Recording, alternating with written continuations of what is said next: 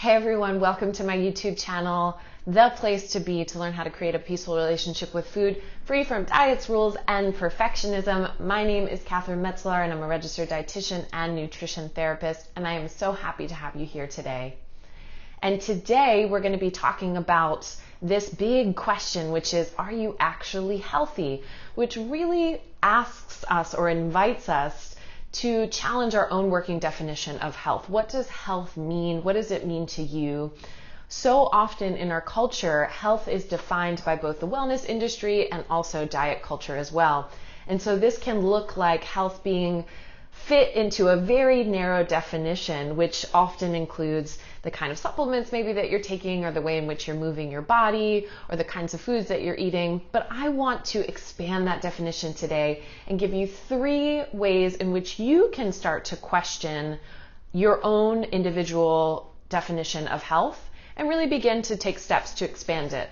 Now, in future videos, we'll definitely dive into more things that contribute to health, but today we're just going to talk about 3 of them. First one I want to talk about is rest. And rest doesn't necessarily mean sleep, although I'm a big proponent of prioritizing sleep as a way to be a healthier human.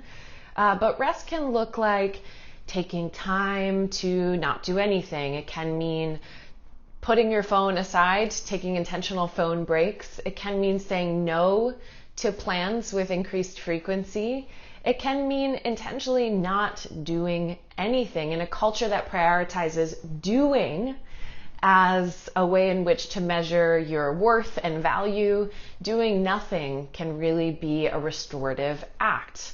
So resting can show up in many different ways, and I understand that it can be really difficult, right? So health does not mean doing more often. Sometimes it can mean doing less in the form of rest. Second point is joy and pleasure. So when you think about pleasure, you can think about the way in which it pertains to the kinds of foods that you're eating or choosing to eat. Oftentimes when we get stuck in dieting or restriction, our food choices become more and more and more narrow, and we get less and less pleasure from the eating experience itself. And then when we think about joy, we think about, how do you move through your life and through this world? Are you taking time to play?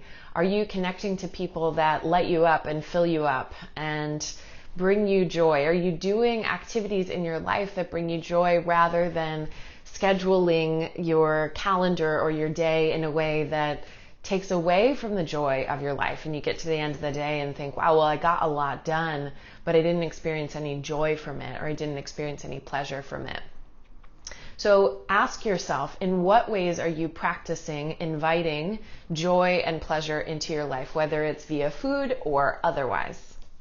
Third thing I want to talk about is mental health. While I know this is not accessible to everyone, in particular as it relates to therapy, it's important to consider all the things that contribute to our health and well-being, one of which is mental health. So we want to think about this and expand this in regards to self-compassion, in regards to emotional regulation, because we know that mental health influences our physical well-being.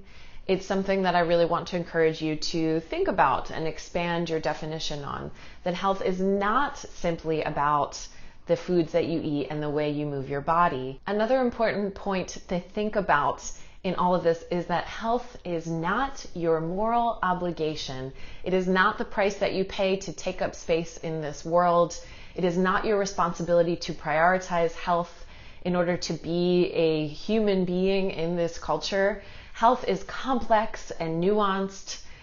And so if being healthy in whatever that means for you is not something that resonates with you, or not something that feels important, cool, let it go. It doesn't mean that you are required to prioritize your health and well-being in order to be respected, in order to be cared for, in order to be seen as a human that deserves care and attention and wellness. So now that you have 3 ways to begin to expand your definition of health, I want to encourage you to think about what health means to you, because it's really a nuanced definition in which we throw around in our culture and assume that we're all on the same page about, but really it includes mental health, spiritual health, emotional health, physical health, and well-being. So I want to encourage you to begin to really question your working definition of health. What does health mean to you? And I would love to hear from you. So comment below. Let me know, what are the things that you include in your working definition of health? What are the things that you really want to change about your working definition of health? Maybe some things you thought of as you watched the video today, but I'd love to hear from you. So please comment below, give a like if you like the video, follow me on Instagram, and I hope to see you back here soon.